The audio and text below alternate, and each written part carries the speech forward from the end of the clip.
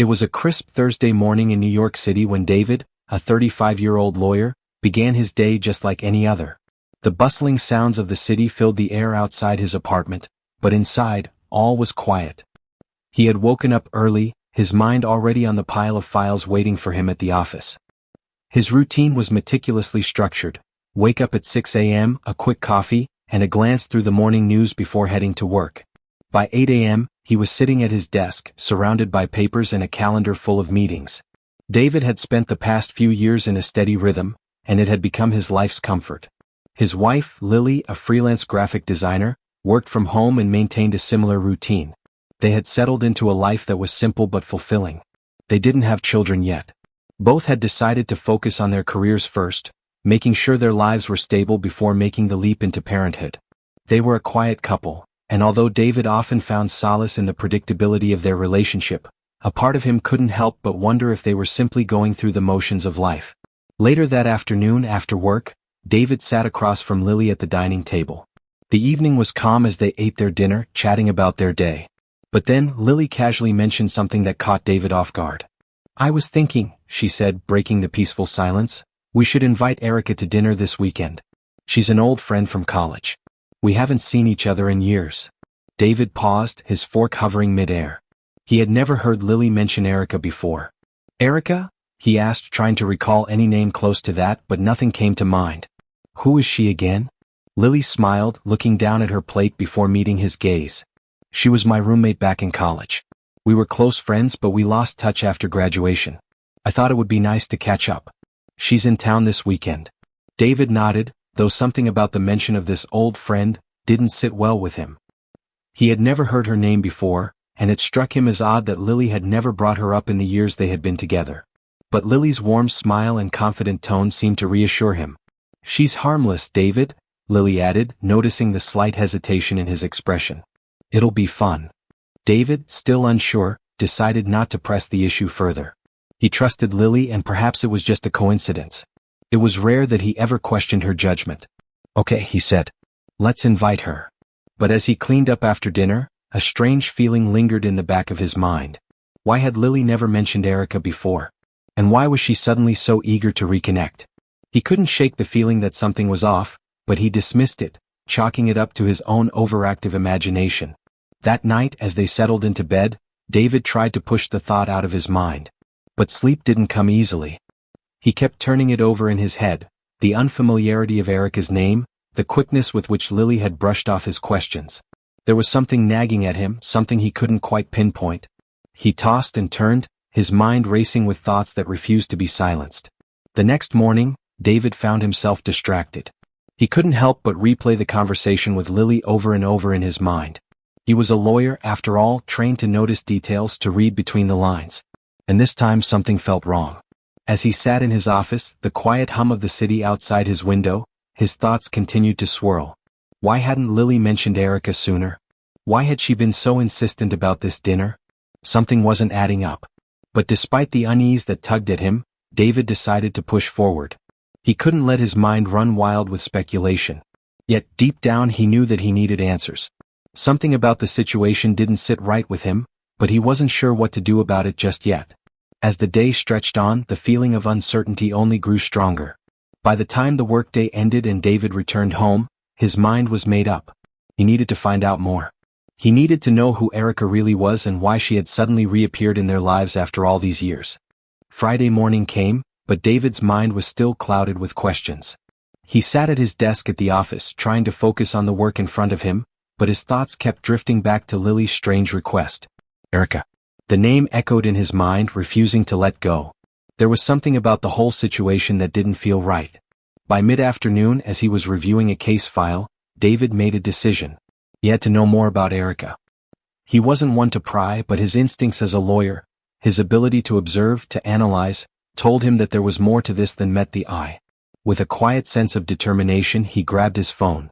As casually as possible, he opened up Lily's social media account. It wasn't something he had done before. Lily was a private person and they had always trusted each other. But today he was driven by something else, a need for clarity. Scrolling through her feed, David found a photo of Lily, smiling and laughing in what seemed like a college dorm room. There, standing next to her, was a woman he didn't recognize. She was blonde, with bright eyes and a wide grin, a striking contrast to the more reserved Lily he knew. But it wasn't the woman's appearance that caught David's attention. It was the caption beneath the photo. It was clear that this woman, Erica, had once been more than just a friend to Lily. The words, "my favorite person in the world," were written next to the photo, along with a string of affectionate emojis. David's stomach twisted. He scrolled further, finding more photos of the two women together. There were pictures from vacations and other moments, casual, intimate, the kind of photos that only best friends or close companions would share. But as he continued to scroll, a chill ran down his spine. There were no signs of any recent interactions. No photos of them together in the last few years. Nothing. As if Erica had just disappeared from Lily's life, at least publicly. David's heart began to race. Was it possible that Erica had been more than just a friend? Had she been something else entirely? It didn't take long before he felt the sudden compulsion to dig deeper, to find the truth that had eluded him. Something wasn't adding up, and it was becoming impossible to ignore. That night after dinner, Lily retreated to her office to work on a project. David, who had been quiet all evening, decided this was the moment. While Lily was distracted, he felt a sudden, almost overwhelming urge to confront the situation head-on. He had to know the truth no matter what. He waited until the house fell silent, the only sound the soft hum of the refrigerator. The minutes ticked by slowly. Finally, with his heart in his throat, David picked up Lily's phone from the kitchen counter. It was an impulse, one he could barely explain, but it was as if something deep within him told him that he needed to look closer. After a few moments of hesitation, he unlocked the phone and opened the message app. What he found made his stomach churn. There, in black and white, were the messages between Lily and Erica, messages that went back for months. At first, it seemed innocent enough.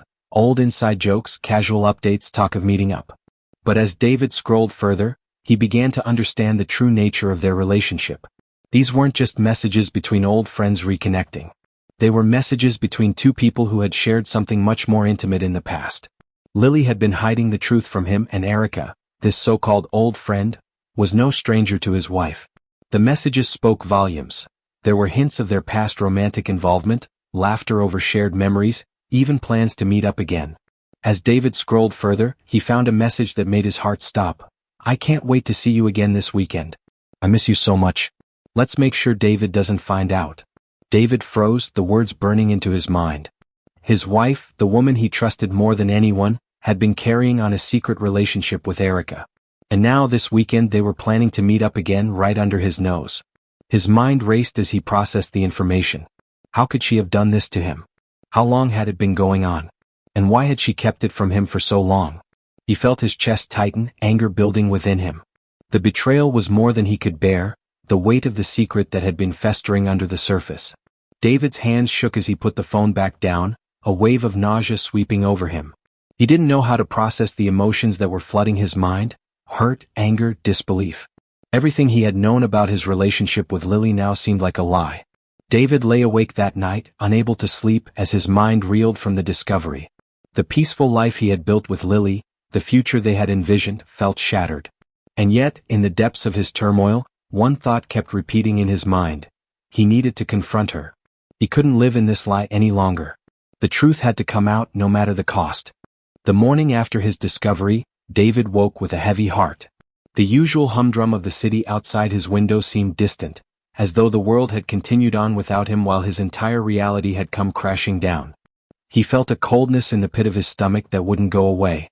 The image of the messages, of Lily's betrayal, kept playing on a loop in his mind. He hadn't slept at all, the shock and anger keeping him wide awake, tossing and turning throughout the night.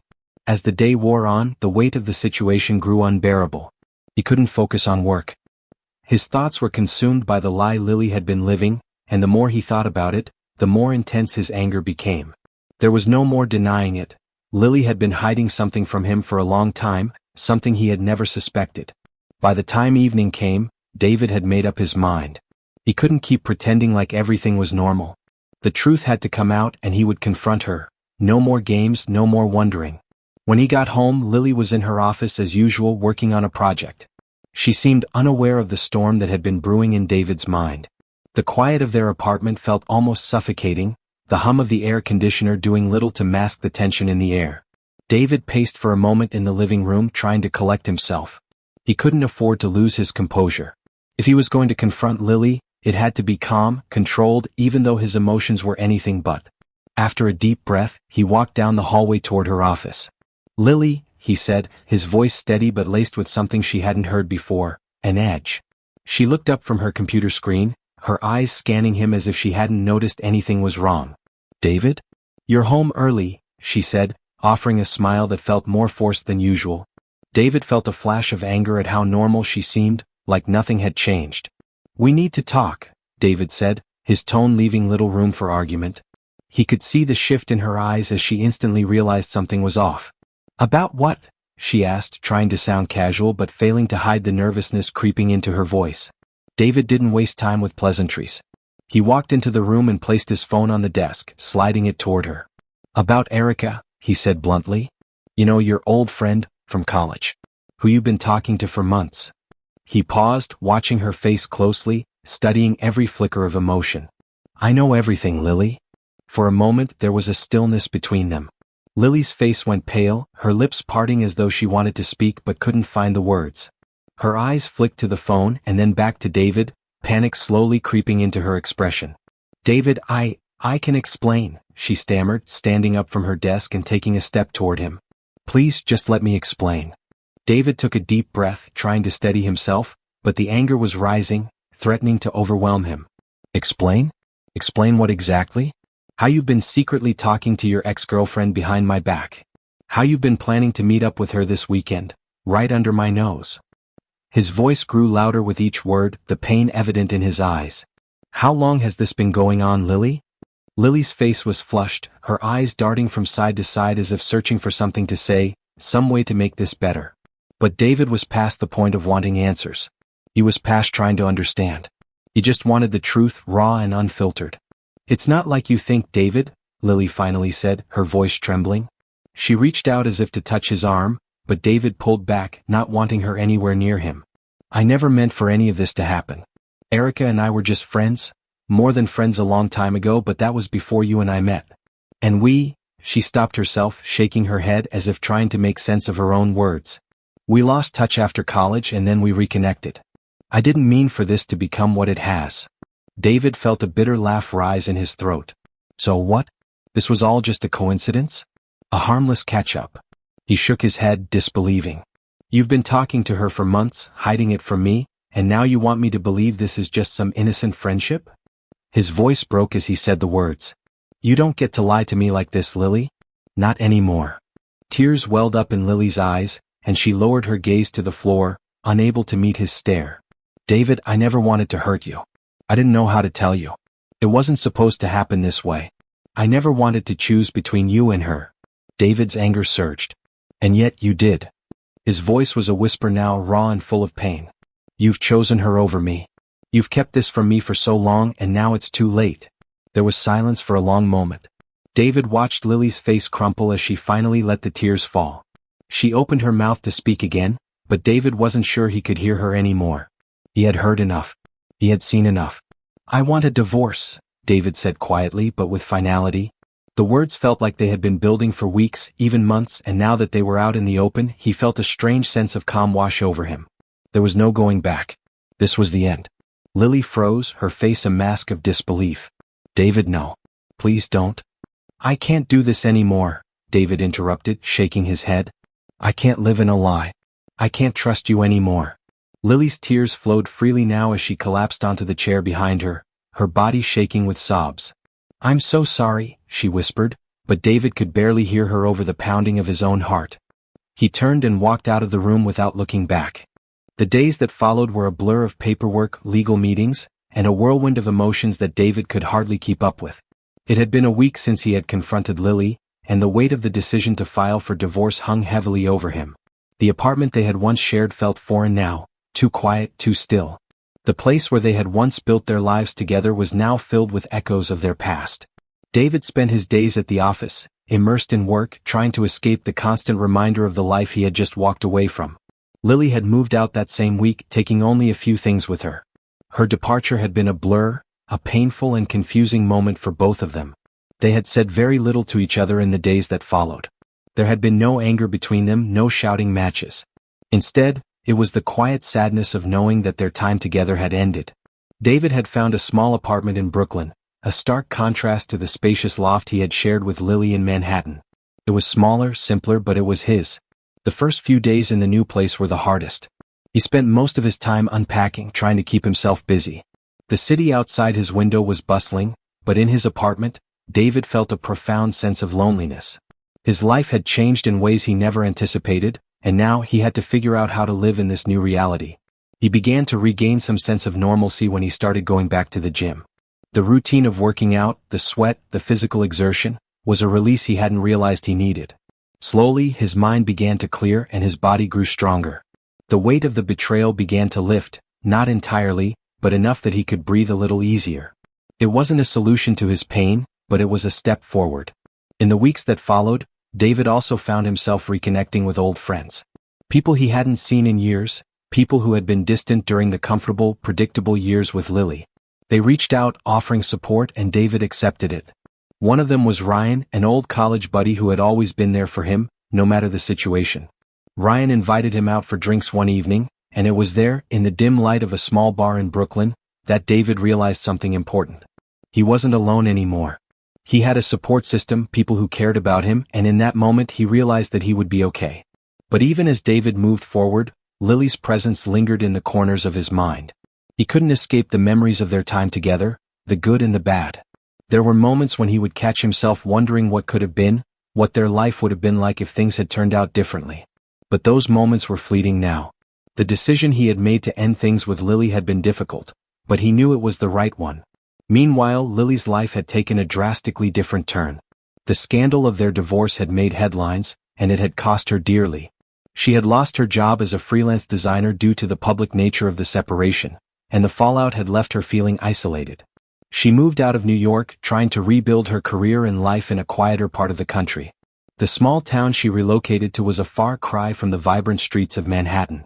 She rented a small apartment and began taking on freelance work again, rebuilding her portfolio from scratch. But it wasn't just her career that had suffered. The emotional toll of the divorce had left Lily feeling empty. She thought about David often, wondering where he was, what he was doing.